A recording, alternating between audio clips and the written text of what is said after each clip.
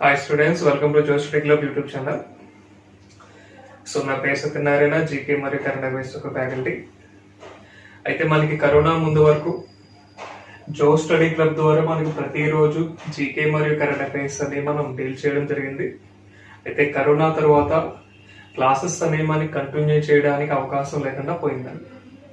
So ఇక్కడ మనకి 2021 current affairs అనేవి మనకి జోస్ స్టడీ క్లబ్ ద్వారా పూర్తి స్థాయిలో ఎగ్జామ్ ఓరియంటేషన్ పరంగా మనకి ఏవైతే అంశాలు కావాలో వాటి అన్నిటి మీద మనకి సమగ్ర విశ్లేషణ చేస్తూ మనం క్లాసెస్ అనేవి స్టార్ట్ చేస్తాం.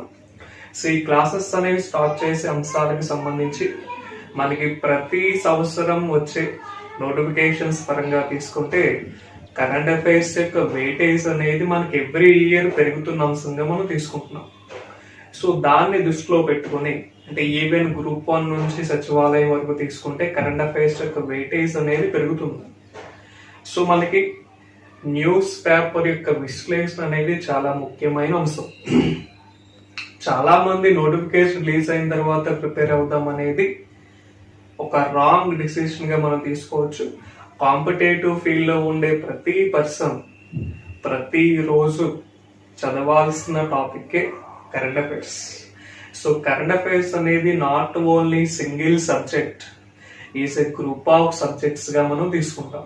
అంటే హిస్టరీ పరంగా, పాలిటీ పరంగా, జాగ్రఫీ పరంగా, ఎకానమీ పరంగా, సైన్స్ అండ్ టెక్నాలజీ పరంగా, డిజాస్టర్ మేనేజ్మెంట్ పరంగా ఇవన్నీ అంశాలు కూడా మనకి కరెంట్ అఫైర్స్ పరంగా వచ్చే ముఖ్యమైన అంశాలుగా మనం తీసుకుంటాం.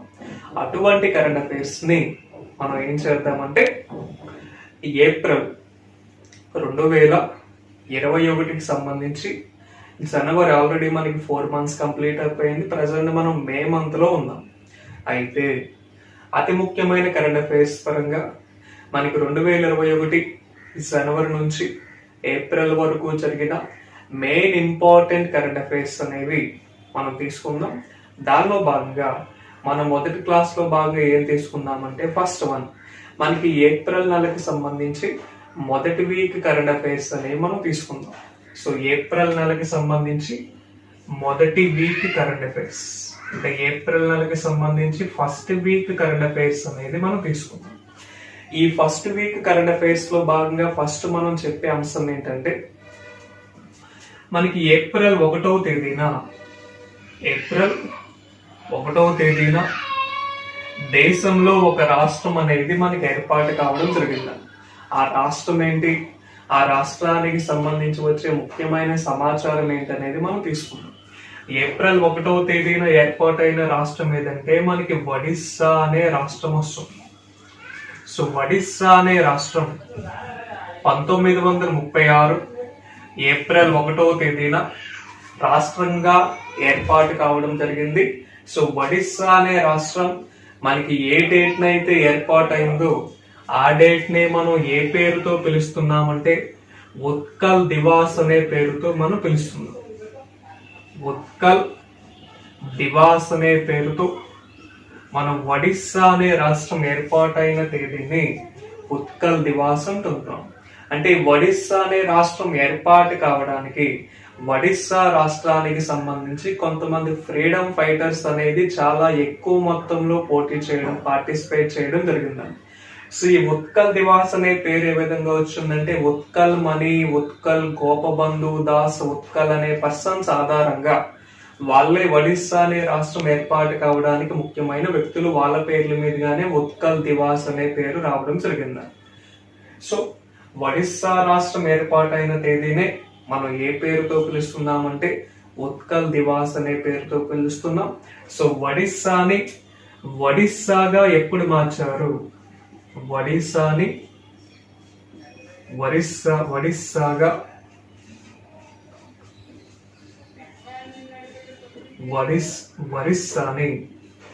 ఒడిస్సాగా ఎప్పుడు మార్చారనేది మన క్వశ్చన్ అడగచ్చు. 2011వ సంవత్సరంలో ఒడిస్సాని ఒరిస్సాగా మార్చడం జరిగింది.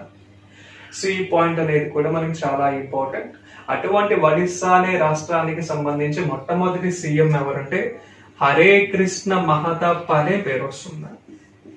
హరే కృష్ణ మహతాబ్ అనే పర్సన్ ఒడిస్సా రాష్ట్రానికి సంబంధించి వచ్చే మొట్టమొదటి ముఖ్యమంత్రిగా తీసుకుంటే ప్రెసెంట్ ఒడిస్సా రాష్ట్రానికి సంబంధించి 14వ ముఖ్యమంత్రి ఎవరంటే నవీన్ పట్నాయక్. ఈ పాయింట్ అనేది కూడా మనకి చాలా ముఖ్యమైన సమాచారంగా మనం తీసుకుంటాం. నవీన్ పట్నాయక్ ఒడిస్సా రాష్ట్రానికి సంబంధించి ఎన్నో ముఖ్యమంత్రి అంటే 14వ ముఖ్యమంత్రి. ఒడిస్సా రాష్ట్రం యొక్క మొట్టమొదటి ముఖ్యమంత్రి ఎవరంటే హరే కృష్ణ మహతాబ్ అనే పేరు వస్తుంది. హరే కృష్ణ మహతాబ్ అనే పర్సన్ కాంగ్రెస్ పార్టీకి చెందిన వ్యక్తి అయితే నవీన్ పట్నాయక్ అనే పర్సన్ బీజేడీ అంటే బిజు జనతాదళ్ అనే పార్టీకి చెందిన వ్యక్తి. ఈ బిజు జనతాదళ్ అనే పార్టీని ఎప్పుడు స్థాపించారంటే 1997 లో స్థాపించారు. నవీన్ పట్నాయక్ అనే వ్యక్తి ఒడిస్సా రాష్ట్రానికి సంబంధించి ఎన్నోసారి సీఎం అంటే 5వసారి సీఎం గా మనం చెప్పొచ్చు. 2015 లోక్సభ ఎన్నికల్లో భాగంగా నవీన్ పట్నాయక్ గెలుపొందడం జరిగింది బీజేడీ పార్టీ తరపున. సో నవీన్ పట్నాయక్ 2019 ఎన్నికలతో పాటు ఎన్నిసార్లు ఒడిస్సా రాష్ట్రానికి సీఎం గా అపాయింట్ అయ్యారంటే 5 సార్లు ఒడిస్సా రాష్ట్రానికి సీఎం గా నామినేట్ అవ్వడం జరిగింది. సి పాయింట్స్ అనే మనకి ఇంపార్టెంట్. సో ఒడిస్సా అనే రాష్ట్రం అనేది మనకి ప్రెసెంట్ కరోనా విపత్తుల కారణంగా చాలా రాష్ట్రాలకి ఆక్సిజన్ సరఫరా చేస్తున్న రాష్ట్రంగా కూడా మనం చెప్పొచ్చు. So Odisha capital Bhubaneswar, Odisha CM Naveen Patnaik యొక్క నియోజకవర్గం అనేది మనకు అడగొచ్చు. హింజలి అనే ప్రదేశం వస్తుంది. ఒడిస్సాలోని హింజలి అనే ప్రదేశం ఎవరి యొక్క నియోజకవర్గం అనేది మనకి క్వశ్చన్ అడగొచ్చు. నవీన్ పట్నాయక్ యొక్క నియోజకవర్గంగా మనం తీసుకోవచ్చు. నవీన్ పట్నాయక్ యొక్క రాజకీయ పార్టీ పేరు బీజేడీ, బిజు జనతాదళ్. ఈ బిజు జనతాదళ్ అనే పార్టీని ఎప్పుడు స్థాపించారంటే 1997 లో స్థాపించారు. ఈ యొక్క ప్రాంతీయ పార్టీయే తప్ప జాతీయ పార్టీ కాదు. ఒడిస్సా రాష్ట్రానికి సంబంధించి గవర్నర్ ఎవరంటే మనకి గణేషీలాల్ అనే పేరు వస్తుంది. సో గణేషీలాల్ అనే పర్సన్ ఏ రాష్ట్రానికి సంబంధించి గవర్నర్ అంటే ఒడిస్సా రాష్ట్రానికి సంబంధించి ప్రెసెంట్ సీఎం అన్న లేదా 14వ సీఎం అన్న ఎవరు వస్తారంటే నవీన్ పట్నాయక్ అనే పేరు వస్తుంది. నవీన్ పట్నాయక్ యొక్క నియోజకవర్గం హింజలి. ఇటువంటి నవీన్ పట్నాయక్ ని మనం మరొక అంశంగా కూడా తీసుకుంటే మనకి 2020వ సంవత్సరానికి సంబంధించి దేశ్-కా మూడ్ అనే సంస్థ ఇచ్చిన సర్వే ఆధారంగా దేశవ్యాప్తంగా ఉండే ముఖ్యమంత్రుల్లో బెస్ట్ సీఎంస్ ఎవరు అనేది మనకు ఒక రిపోర్ట్ అనేది ఇచ్చారండి. ఆ అంశం కూడా మనం తీసుకున్నాం. సో 2020 సంవత్సరానికి సంబంధించి అంటే ప్రతి సంవత్సరం మనకి నివేదిక ఇస్తున్నారు. ప్రతి సంవత్సరం దేశవ్యాప్తంగా ఉండే రాష్ట్రాలకు సంబంధించి కావచ్చు లేదా కేంద్ర పాలిత ప్రాంతాలకు సంబంధించి కావచ్చు, ఆ రాష్ట్రాలకు ఉండే ముఖ్యమంత్రుల యొక్క పనితీరు ఆధారంగా ఈ రిపోర్ట్ అనేది ఇస్తున్నారు. సో మనకి 2020 దేశ్-కా మూడ్ సంస్థ యొక్క సర్వే ప్రకారం దేశవ్యాప్తంగా ఏ రాష్ట్రానికి చెందిన ముఖ్యమంత్రులు కరోనా సమయంలో ఆ రాష్ట్రంలో కరోనా కేసులు తగ్గించగలిగారు, ఏ రాష్ట్రానికి చెందిన ముఖ్యమంత్రులు అధికంగా సంక్షేమ పథకాలను అమలు చేయగలిగారు, అటువంటి సీఎంస్ ని బెస్ట్ సీఎంస్ గా పేర్కొంటూ వీళ్ళకు నివేదిక ఇచ్చారు. సో 2020 దేశ్-కా మూడ్ సంస్థ యొక్క సర్వే ప్రకారం మనకి నీతి ఆయోగ్ అనే సంస్థకి సంబంధించి వచ్చే ఒక అనుబంధ సంస్థగా మనం తీసుకుంటాం. ఈ దేశ్-కా మూడ్ సంస్థ యొక్క 2021 సర్వే ప్రకారం మనకి దేశవ్యాప్తంగా ఉండే సీఎంస్ లో బెస్ట్ సీఎంస్ గా, వరస్ట్ సీఎంస్ గా కొంతమంది వ్యక్తుల పేర్లు ప్రతిపాదించారు. సో వాళ్ళ పేర్లు అంటే చూసుకుంటే 2020 సంవత్సరానికి సంబంధించి బెస్ట్ సీఎంస్ లో ఫస్ట్ ప్లేస్ లో ఉన్నది ఎవరంటే నవీన్ పట్నాయక్. 2020 దేశ్-కా మూడ్ సంస్థ యొక్క సర్వేలో భాగంగా మొట్టమొదటి స్థానంలో ఉన్న సీఎం ఎవరంటే Naveen Patnaik. Is chief minister of Odisha. Naveen Patnaik తర్వాత దేశవ్యాప్తంగా ఉండే సీఎంస్ లో సెకండ్ ప్లేస్ లో ఉన్న సీఎం ఎవరంటే Arvind Kejriwal best CMs of ఇండియాలో సెకండ్ ప్లేస్ లో ఉన్న వ్యక్తి. ఈయన ఢిల్లీ చీఫ్ మినిస్టర్ గా వస్తాడు. ఈయన యొక్క రాజకీయ పార్టీ ఏదంటే ఆమ్ ఆద్మీ పార్టీని ఎప్పుడు స్థాపించారంటే 2012వ సంవత్సరంలో స్థాపించారు. 2012వ సంవత్సరంలో స్థాపించడం జరిగింది. 3వ స్థానంలో ఉన్నది జగన్మోహన్ రెడ్డి. 2020 దేశ్-కా మూడ్ సంస్థ యొక్క సర్వే ప్రకారం ఏ రాష్ట్రానికి చెందిన సీఎంస్ అధికంగా కరోనా తీవ్రతను తగ్గించగలిగారు, ఏ రాష్ట్రానికి చెందిన సీఎంస్ అధికంగా సంక్షేమ పథకాలు అమలు చేయగలిగారు, అటువంటి సీఎంస్ ని బెస్ట్ సీఎంస్ గా పేర్కొంటూ ఈ నివేదిక అనేది రిపోర్ట్ ఇవ్వడం జరిగిందండి. ఈ సంస్థ ఇచ్చిన రిపోర్ట్ ఆధారంగా మనం తీసుకుంటాం. మరి వరస్ట్ సీఎంస్ గా ఎవరిని చెప్పారంటే ఉత్తరాఖండ్ సీఎం ని, హర్యానా సీఎం ని చెప్పారు. ఈ రిపోర్ట్ ఇచ్చినప్పుడు ఉత్తరాఖండ్ సీఎం ఎవరంటే త్రివేందర్ సింగ్ రావత్. ఈ రిపోర్ట్ అనేది ఇచ్చినప్పుడు ఉత్తరాఖండ్ స్టేట్ యొక్క సీఎం ఎవరంటే త్రివేందర్ సింగ్ రావత్. ప్రెసెంట్ ఉత్తరాఖండ్ స్టేట్ యొక్క సీఎం ఎవరంటే తిరార్ద్ సింగ్ రావత్.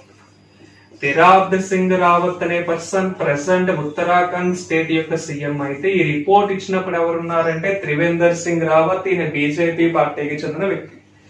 సో అదే విధంగా మనోహర్ లాల్ ఖట్టర్ హర్యానా రాష్ట్రానికి చెందిన సీఎం. సో వీళ్ళిద్దరిని దేశవ్యాప్తంగా best CMs of India rank పరంగా తీసుకుంటే వీళ్ళని వరస్ట్ సీఎంస్ గా పేర్కొంటూ వీళ్ళ ముగ్గురిని బెస్ట్ సీఎంస్ గా పేర్కొంటూ నివేదిక ఇచ్చారు. హర్యానా రాష్ట్రానికి సంబంధించి సీఎం ఎవరంటే మనోహర్ లాల్ ఖట్టర్, గవర్నర్ ఎవరంటే సత్యదేవ్ నారాయణ్. సత్యదేవ్ నారాయణ్ ఏ రాష్ట్రానికి సంబంధించి గవర్నర్ అంటే హర్యానా. మనోహర్ లాల్ ఖట్టర్ ఏ రాష్ట్రానికి చెందిన సీఎం ఎవరంటే హర్యానా. అదే మనకి బేబీ రాణి మౌర్య ఏ రాష్ట్రానికి సంబంధించి వచ్చే గవర్నర్ ఎవరంటే ఉత్తరాఖండ్ రాష్ట్రానికి సంబంధించి వచ్చే గవర్నర్ గా మనం బేబీ రాణి మౌర్య అనే పర్సన్ ని మనం తీసుకుంటాం.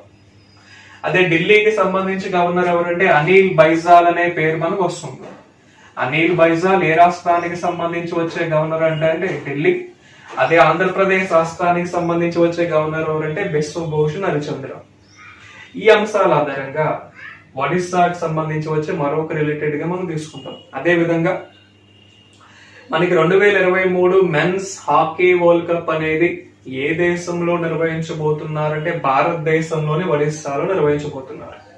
2023 men's hockey world cup. Men's hockey world cup ని 2023వ సంవత్సరంలో నిర్వహించేది ఎక్కడంటే భారతదేశంలోని ఒడిస్సా. ఆల్రెడీ 2018వ సంవత్సరంలో మెన్స్ హాకీ వరల్డ్ కప్ కూడా ఒడిస్సా భువనేశ్వర్ లోనే జరిగింది. So 2018 men's hockey world cup winner ఎవరంటే Belgium. 2018 men's hockey world cup winner ఎవరంటే బెల్జియం. రన్నర్ ఎవరంటే నెదర్లాండ్స్ అనే దేశం వస్తుంది. So 2018 men's hockey world cup జరిగింది భువనేశ్వర్ లోనే. 2023 కూడా భువనేశ్వర్ లోనే నిర్వహిస్తానికి మనకి ఇంటర్నేషనల్ హాకీ ఫెడరేషన్ షెడ్యూల్ ఇచ్చింది. సో ఇంటర్నేషనల్ హాకీ ఫెడరేషన్ అన్నా లేదా IHF అన్నా ఒకటి. సో ఇంటర్నేషనల్ హాకీ ఫెడరేషన్ ని స్థాపించింది ఎప్పుడంటే 1925 లో స్థాపించారు. హెడ్ క్వార్టర్ లుసానే స్విట్జర్లాండ్ వస్తుంది. ఇంటర్నేషనల్ హాకీ ఫెడరేషన్ అధ్యక్షుడు ఎవరంటే నరేంద్ర బాట్రా అనే పేరు వస్తుంది. సో నరేంద్ర బాట్రా అనే పర్సన్ ఏ క్రీడారంగ సంస్థకి సంబంధించి అధ్యక్షుడు అంటే ఇంటర్నేషనల్ హాకీ ఫెడరేషన్ గా మనం తీసుకుంటాం అంతర్జాతీయ హాకీ సమైక్య. సో ఇంటర్నేషనల్ హాకీ ఫెడరేషన్ యొక్క అంశంలో భాగంగా మనం తీసుకుంటే 2023 మెన్స్ హాకీ వరల్డ్ కప్ ని ఏ దేశంలో నిర్వహించున్నారంటే భారత్ లోని ఒడిస్సాలో. ఆల్రెడీ 2018 కూడా ఒడిస్సాలోనే జరిగింది. విన్నర్ ఎవరంటే బెల్జియం, రన్నర్ ఎవరంటే Netherlands. So men's hockey team captain ఎవరంటే మనకి మన్ప్రీత్ సింగ్ అనే పేరు వస్తుంది. మన్ప్రీత్ సింగ్ అనే person Indian men's hockey team captain అయితే, రాణి రాంపాల్ అనే person Indian women's hockey team captain. Indian women's hockey team captain ఎవరంటే Rani Rampal. Indian men's hockey team captain ఎవరంటే మన్ప్రీత్ సింగ్ అనే పేరు మనం తీసుకోవచ్చు. ఈ అంశాలన్నిటినీ కూడా మనం ఇంటర్లింకింగ్ గా తీసుకుంటాం. సో ఇంటర్నేషనల్ హాకీ ఫెడరేషన్ అధ్యక్షుడు ఎవరంటే Narendra Batra. Men's hockey team captain ఎవరంటే Manpreet Singh. Indian women's men's hockey team captain గా, ఉమెన్స్ హాకీ టీం కెప్టెన్ గా మన్ప్రీత్ సింగ్ ని, రాణి రాంపాల్ ని మనం తీసుకుంటాం. ఈ పాయింట్స్ అనేవి మనకి చాలా ముఖ్యమైన అంశాలుగా మనం తీసుకోవచ్చు. మనకి ప్రస్తుత కేంద్ర క్రీడా శాఖ మంత్రి ఎవరు అనేది క్వశ్చన్ అడగచ్చు. మనకి ప్రస్తుత కేంద్ర క్రీడా శాఖ మంత్రి కిరణ్ రిజిజు అనే పేరు వస్తుంది. సో కిరణ్ రిజిజు అనే పర్సన్ మనకి ప్రస్తుత కేంద్ర క్రీడా శాఖ మంత్రిగా ఈ అంశాలన్నిటిని మనం తీసుకోవచ్చు. Hockey is national game of India and Pakistan అనేది కూడా మనం గుర్తించాలి. ఇండియా పాకిస్తాన్ దేశాల్లో హాకీ ప్రపంచ కప్ ను ఎక్కువ సార్లు విన్ అయిన దేశం ఏదంటే పాకిస్తాన్. పాకిస్తాన్ 4 సార్లు, ఇండియా 1 టైం. ఇండియాకి 1975 లో మాత్రమే వచ్చింది. 1975 తర్వాత మనకి హాకీ వరల్డ్ కప్ అనేది రాలేదు. ఈ పాయింట్స్ పరంగా మనం వీటిని మనం తీసుకోవచ్చు. సో ఉత్కల్ దివాస్ అన్న బెస్ట్ సీఎంస్ యొక్క నివేదిక పరంగా, హాకీ వరల్డ్ కప్ సంబంధించి వచ్చే ముఖ్యమైన సమాచార అంశాల పరంగా, Indian men's women's hockey team captains ఎవరు అనేది మనకు తెలియాలి. మన్ప్రీత్ సింగ్ అండ్ రాణి రాంపాల్. ఇది మనకి మొదటి అంశంగా మనం తీసుకుంటాం. సో ఒడిస్సా అనేది మనకి చాలా సంక్షేమ పథకాల అంశాల్లో భాగంగా మనకి ఎప్పుడూ వార్తల్లో నిలిచే రాష్ట్రంగా వస్తుంది. సో ఒడిస్సా రాష్ట్రం అనేది జర్నలిస్టులకి పెన్షన్ కల్పించడం లాంటివి, వితంతు మహిళలకి పెన్షన్ కల్పించడం లాంటివి, విద్యార్థులకి ఫ్రీ ల్యాప్టాప్స్ లాంటివి ప్రొవైడ్ చేయడం లాంటివి, కరోనా సమయంలో దేశవ్యాప్తంగా ఆక్సిజన్ సప్లై చేయడం లాంటివి, ఇవన్నీ కూడా ఒడిస్సా రాష్ట్రానికి సంబంధించి వచ్చే ప్రాముఖ్యత అంశాలుగా మనం తీసుకుంటాం. అటువంటి ఒడిస్సా సీఎం ని 2020వ సంవత్సరానికి సంబంధించి బెస్ట్ సీఎం గా మనకి ఏ సంస్థ నివేదిక ఇచ్చిందంటే దేశ్కా మూడ్ అనే సంస్థ నివేదిక ఇచ్చింది. సో 2020 దేశ్కా మూడ్ సంస్థ యొక్క నివేదిక ప్రకారం బెస్ట్ సీఎంస్ లో నవీన్ పట్నాయక్ ఫస్ట్ ప్లేస్ లో ఉంటే, సెకండ్ ప్లేస్ లో అరవింద్ కేజ్రీవాల్ ఉన్నాడు, థర్డ్ ప్లేస్ లో జగన్మోహన్ రెడ్డి ఉన్నాడు. ఈ పాయింట్స్ అన్ని మనకి తెలియాలి. సో సెకండ్ మనం చెప్పుకునే కరెంట్ అఫైర్ ఏంటంటే, రీసెంట్ గా మనకి ప్రపంచ బ్యాంక్ అనేది భారతదేశం యొక్క జీడిపి వృద్ధి రేటును ప్రస్తావిస్తూ మనకు ఒక నిష్పత్తి అనేది ఇచ్చారండి. అంటే 2020-21కి సంబంధించి ఇండియన్ జీడిపి గ్రోత్ రేట్ ఎంత ఉండబోతుంది, 2021-22కి సంబంధించి ఎంత ఉండబోతుంది అని ఒక నివేదిక ఇచ్చారు. దాన్ని మనం ప్రస్తావిద్దాం. క్లియర్? సో మనకి April first week current affairs లో భాగంగా సెకండ్ ఈవెంట్ ఏంటంటే, ప్రపంచ బ్యాంక్ అనే సంస్థ ఒక నివేదిక ఇచ్చింది. ఏంటా నివేదిక అంటే, ప్రపంచ బ్యాంక్ సంస్థ సర్వే ప్రకారం లేదా ప్రపంచ బ్యాంక్ యొక్క సర్వే ప్రకారం భారతదేశం యొక్క జీడిపి వృద్ధి రేటును ప్రస్తావిస్తూ, జీడిపి అంటే మనకి గ్రాస్ డొమెస్టిక్ ప్రొడక్ట్ అంటారు, దాన్నే వృద్ధి రేట్ అని కూడా చెప్తారు. సో 2 సంవత్సరాలకి సంబంధించి ప్రస్తావిస్తూ మనకు ఒక రేషియో అనేది ఇచ్చారు. 2020-21కి ఎంత, 2021-22కి ఎంత అనేది సంబంధించి ఇచ్చారు. ఎందుకంటే కరోనా సమయంలో మనకి చాలా దేశాల యొక్క వృద్ధి రేట్ అనేది మనకి డౌన్ ఫాల్ అయింది. భారతదేశం యొక్క వృద్ధి రేట్ అయితే మన మైనస్ లో వెళ్ళిపోయింది. ఈ అంశాలను ప్రస్తావిస్తూ మనకి ప్రపంచ బ్యాంక్ ఇచ్చిన నివేదిక ప్రకారం మనకి కంపల్సరీ ఎగ్జామ్స్ అడిగే అవకాశాలు ఉంటాయి. సో ప్రపంచ బ్యాంక్ ఇచ్చిన నివేదిక ప్రకారం కనుక తీసుకుంటే 2020-21కి సంబంధించి భారతదేశం యొక్క వృద్ధి రేట్ ఎంత ఉండబోతుందంటే 8.5%.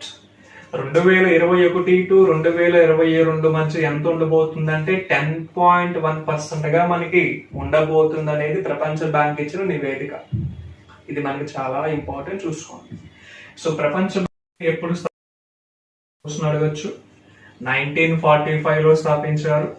ప్రపంచ బ్యాంక్ యొక్క ప్రధాన కార్యాలయం ఎక్కడంటే వాషింగ్టన్ DC వస్తుంది. ప్రపంచ బ్యాంక్ లో ఉండే మొత్తం సభ్య దేశాలు ఆల్మోస్ట్ మనకి 190 దేశాలు వస్తాయి. ప్రపంచ బ్యాంక్ యొక్క అధ్యక్షుడు ఎవరంటే, ప్రెసెంట్ ప్రపంచ బ్యాంక్ అధ్యక్షుడిగా డేవిడ్ మాల్పాస్ అనే పేరు మనం చెప్పొచ్చు. డేవిడ్ మాల్పాస్ ప్రపంచ బ్యాంక్ కి సంబంధించి ఎన్నో అధ్యక్షుడు అనేది క్వశ్చన్ కూడా అడగచ్చు. 13వ అధ్యక్షుడు. ప్రపంచ బ్యాంక్ మొట్టమొదటి అధ్యక్షుడు ఎవరంటే యుగీన్ మేయర్ అనే పేరు వస్తుంది. సో ప్రపంచ బ్యాంక్ యొక్క సర్వే ప్రకారం భారతదేశం యొక్క వృద్ధి రేటును ప్రస్తావిస్తూ 2021-21 మధ్య ఎంత ఇచ్చారు, 2021-22 మధ్య ఎంత ఇచ్చారు అనేది మనకి ఎగ్జామ్స్ లో అడిగే అవకాశాలు మనకి చాలా ఉంటాయి. సో దాన్ని ప్రస్తావిస్తూ మన ఈ అంశం అనేది తీసుకున్నాం. 2021-21 మధ్య 8.5% అని, 2021-22 మధ్య 10.1% గా భారతదేశం యొక్క వృద్ధి రేటు ఉండబోతుంది అనేది ఏ సంస్థ ఇచ్చిన నివేదిక ఆధారంగా మనం చెప్తున్నామంటే ప్రపంచ బ్యాంక్. ప్రపంచ బ్యాంక్ మరొక పేరుని మనం IBRD అంటారు. IBRD అన్నా ప్రపంచ బ్యాంక్ అన్నా ఒకటే. IBRD అంటే international bank for reconstruction development. IBRD అంటే ఏమొస్తుందంటే international bank for reconstruction development. Reconstruction development గా మనం దేని చెప్తామంటే ప్రపంచ బ్యాంక్ యొక్క పేరు మనం తీసుకోవచ్చు. International bank for reconstruction development అన్నా లేదా ప్రపంచ బ్యాంక్ అన్నా మనకి ఏమొస్తుందంటే వరల్డ్ బ్యాంక్ అనేది మనం తీసుకోవచ్చు. సో అమెరికా రాజధాని వాషింగ్టన్ డీసీలో ఇది లొకేట్ అయి ఉంటారు. సో అమెరికా దేశానికి సంబంధించి ప్రెసిడెంట్ అధ్యక్షుడు ఎవరంటే మనకి జో బైడెన్ అనే పేరు వస్తుంది.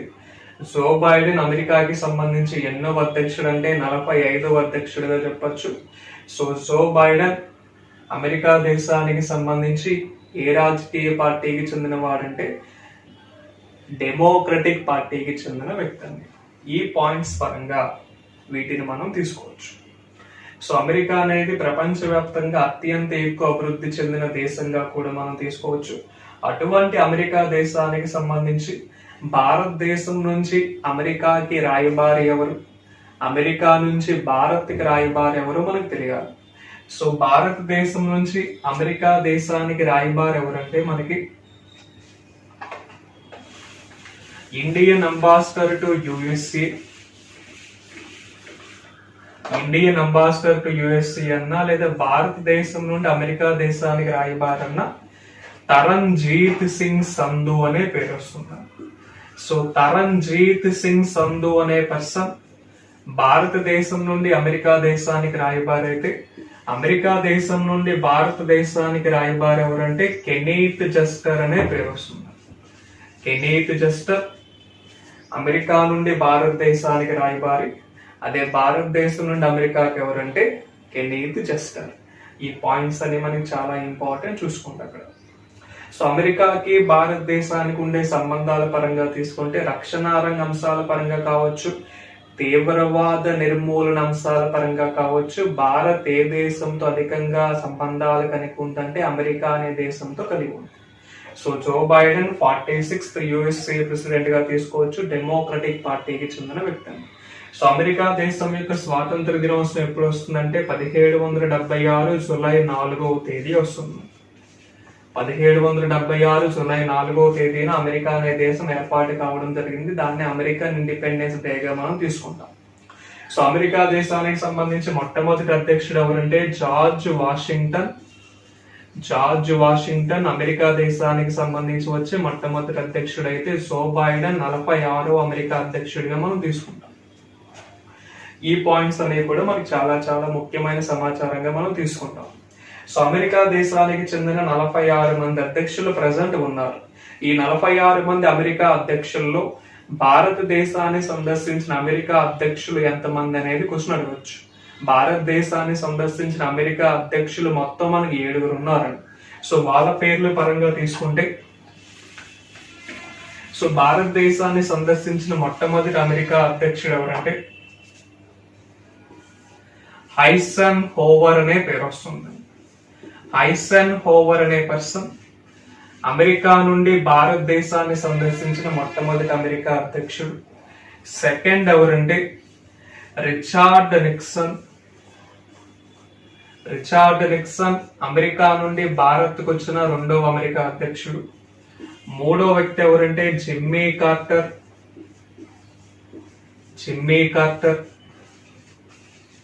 4వ పర్సన్ ఎవరంటే మనకి బిల్ క్లింటన్.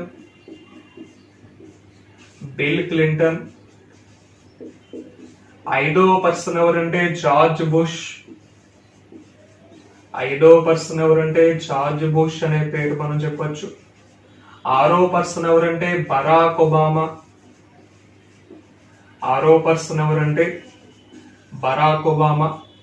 అంటే 7వ పర్సన్ ఎవరంటే డొనాల్డ్ ట్రంప్.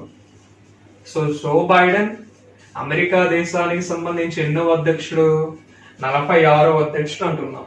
ఈ 46 మంది అమెరికా అధ్యక్షుల్లో భారతదేశాన్ని సందర్శించిన అమెరికా అధ్యక్షులు ఎంతమంది అనేది క్వశ్చన్ అడగవచ్చు. సో దాన్ని ప్రస్తావిస్తూ వీళ్ళ పేర్లు మనం చెప్తున్నాం. అమెరికా నుండి భారతదేశాన్ని సందర్శించిన మొట్టమొదటి అమెరికా అధ్యక్షుడు ఎవరంటే హైసన్ హోవర్ 1958 లో వచ్చాడు. రిచర్డ్ నిక్సన్ 1978 లో వచ్చాడు. జిమ్మీ కార్టర్ 1979 లో వచ్చాడు. బిల్ క్లింటన్ 2000 ఇయర్ లో వచ్చాడు. జార్జ్ బుష్ 2006 లో వచ్చాడు. బరాక్ ఒబామా మన దేశాన్ని 2 సార్లు సందర్శించాడు, 2010, 2015. అది డొనాల్డ్ ట్రంప్ అయితే 2020 ఫిబ్రవరి 24, 25వ తేదీలో భారతదేశాన్ని సందర్శించారు. దానికి పెట్టిన పేరు నమస్తే ట్రంప్. సో అమెరికా నుండి భారతదేశాన్ని సందర్శించిన అధ్యక్షులు ఎంతమంది అనేది క్వశ్చన్ అడగచ్చు. అమెరికా నుండి భారతదేశాన్ని సందర్శించిన మొట్టమొదటి అమెరికా అధ్యక్షులు ఎవరు అనేది అడగచ్చు. మొట్టమొదటి అమెరికా అధ్యక్షులు ఎవరు? George Washington. నేను అనేది అమెరికా నుండి భారతదేశాన్ని సందర్శించిన మొట్టమొదటి వ్యక్తి ఎవరు, అధ్యక్షుడు ఎవరు అంటే ఐసన్ హోవర్. సో 1958 లో మనకి జవహర్లాల్ నెహ్రూ ప్రధానమంత్రిగా ఉంటే 1968 లో ఇందిరాగాంధీ, 1979 లో మొరార్జీ దేశాయ్, 2000 లో అటల్ బిహారీ వాజ్పేయి, 2006 లో మన్మోహన్ సింగ్, 2010 లో మన్మోహన్ సింగ్, 2015 లో నరేంద్ర మోదీ, 2020 లో నరేంద్ర మోదీ. ఈ అంశాల పరంగా కూడా మనం తీసుకోవచ్చు. ఆయా సంవత్సరాల్లో ఉండే ప్రధానమంత్రుల పేర్లు కూడా మనకి ఇంపార్టెంట్. ఈ 2 చివరే మనకి ఐడియా ఉంటే ఫస్ట్ 5 మనకు తెలియాలి. సో అమెరికా నుండి భారతదేశాన్ని సందర్శించిన అధ్యక్షుల్లో మొట్టమొదటి అమెరికా అధ్యక్షుడు ఎవరంటే ఐసన్ హోవర్, సెకండ్ ఎవరంటే రిచర్డ్ నిక్సన్, థర్డ్ ఎవరంటే జిమ్మీ కార్టర్, ఫోర్త్ ఎవరంటే బిల్ క్లింటన్, ఫిఫ్త్ ఎవరంటే జార్జ్ బుష్, సిక్స్త్ ఎవరంటే బరాక్ ఒబామా, సెవెంత్ ఎవరంటే Donald Trump. So Donald Trump 2020 ఫిబ్రవరి 24, 25వ తేదీల్లో భారతదేశాన్ని సందర్శించారు. దీనికి పెట్టిన పేరే మనం నమస్తే ట్రంప్ అనే ప్రోగ్రామ్ వస్తుంది. సో నమస్తే ట్రంప్ అనే ప్రోగ్రామ్ ఆధారంగా డొనాల్డ్ ట్రంప్ మన దేశంలో సందర్శించాడు. సీనా పర్యటనలో భాగంగా మనకి గుజరాత్ లోని మొతేరా క్రికెట్ స్టేడియాన్ని కూడా ప్రారంభించిన వ్యక్తిగా మనం తీసుకుంటే ప్రపంచంలోనే అతిపెద్ద క్రికెట్ స్టేడియం ఏదంటే Motera cricket stadium. Motera cricket stadium యొక్క chief guest, inauguration chief guest ఎవరంటే డొనాల్డ్ ట్రంప్. ఇప్పుడు మొతేరా క్రికెట్ స్టేడియం ఏ పేరుతో పిలుస్తున్నారంటే నరేంద్ర మోదీ క్రికెట్ స్టేడియం గా మనం పిలుస్తున్నాం. సో ప్రపంచంలోనే అతిపెద్ద క్రికెట్ స్టేడియం అన్నా, నరేంద్ర మోదీ క్రికెట్ స్టేడియం అన్నా ఒకటే వస్తుందండి. ఈ అంశాల పరంగా వీటిని మనం తీసుకోవచ్చు. సో భారతదేశం నుండి అమెరికా దేశానికి రాయబారి ఎవరంటే తరంజీత్ సింగ్ సంధు. అమెరికా నుండి భారత్ కి రాయబారి ఎవరంటే కెనీత్ జస్టర్ అనే పేర్లు చెప్పొచ్చు. అమెరికా నుండి భారతదేశానికి ఇప్పటి వరకు ఎంతమంది అమెరికా అధ్యక్షులు సందర్శించారంటే 7 పేర్లు మనం చెప్పొచ్చు. అమెరికా దేశానికి సంబంధించి మొట్టమొదటి అధ్యక్షుడు ఎవరంటే జార్జ్ వాషింగ్టన్. అమెరికా దేశం యొక్క స్వాతంత్ర దినోత్సవం 1776 జూలై 4వ తేదీ. జో బైడెన్ ఎన్నో అధ్యక్షుడు అంటే 46th. మనకి 2020 నవంబర్ లో అమెరికా దేశానికి సంబంధించి అధ్యక్ష ఎన్నికలు జరిగినాయి. సో ప్రపంచ బ్యాంక్ యొక్క నివేదిక ప్రకారం 2020-21కి సంబంధించి భారతదేశం యొక్క వృద్ధి రేట్ ఎంతంటే 8.5%. 2021 నుంచి 22కి సంబంధించి ఎంతంటే 10.1% గా మనం తీసుకుంటాం. మనకి కేంద్ర ఆర్థిక శాఖ మంత్రి ఎవరంటే నిర్మలా సీతారామన్. నిర్మలా సీతారామన్ యొక్క నియోజకవర్గం ఏదంటే కర్ణాటక రాజ్యసభ. ఇటువంటి అంశాలన్నీ కూడా మనకి ఇంటర్లింకింగ్ గా వస్తాయి. సో ఏప్రిల్ ఫస్ట్ వీక్ కి సంబంధించి వచ్చే కరెంట్ అఫైర్స్ లో భాగంగా ఫస్ట్ మనం తీసుకునే 2 ముఖ్యమైన అంశాలుగా మనం తీసుకుందాం. సో మిగతా అంశాలన్నిటినీ కూడా మనం నెక్స్ట్ క్లాస్ లో చెప్తామండి. All the best. Thank you.